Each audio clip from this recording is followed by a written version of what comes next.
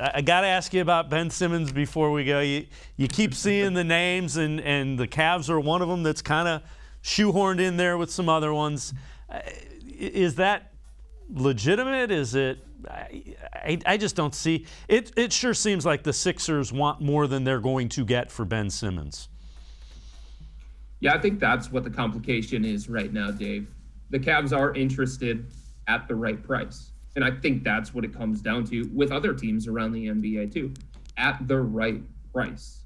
My sources tell me that Philadelphia's asking price is quote unquote ridiculous at this point in time for somebody like Ben Simmons. And they're acting as if they have leverage, and the other teams around the NBA are saying, no, you don't have the leverage. Not in this situation, not given everything that's going on, not given your championship aspirations.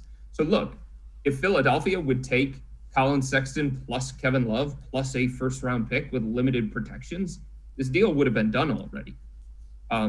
But Philadelphia wants multiple young players that the Cavs have and multiple first-round picks with limited or no protections, I'm told. And I just don't think the Cavs feel like they're in position to do that. Because the truth is, Dave, any team that trades for Ben Simmons is going to have to make ensuing roster moves because he's not a fit for everybody.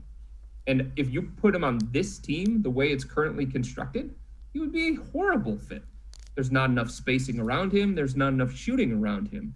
So then it would be, okay, we're acquiring Ben Simmons, but now we have to trade this player, or now we have to go out and try and sign this kind of player that's going to bring out the best in Ben, and it's going to make us the best team. So it's not just a one move situation for any team around the NBA.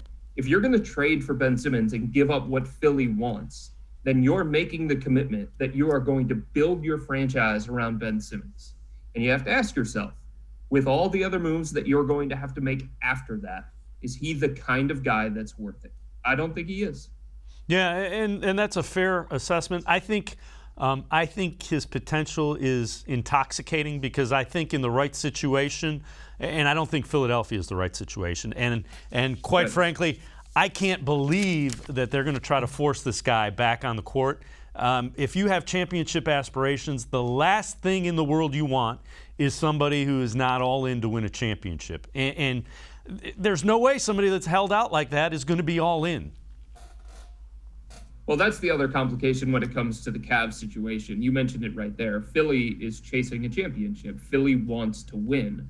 So if every team around the NBA, and it doesn't work this way in negotiations, but if every team in the NBA that had an offer or interest in Ben Simmons put their best offer on the table, the Cavs is not going to be the one that wins because they don't have enough win-now pieces to help Philly. The only win-now pieces on this roster that would interest Philly, to some degree, Kevin Love, Ricky Rubio, and maybe Colin Sexton. The Cavs would have to build a draft pick-centric or a young player-centric package, and that's going to be topped, or it could be topped, by another interested suitor.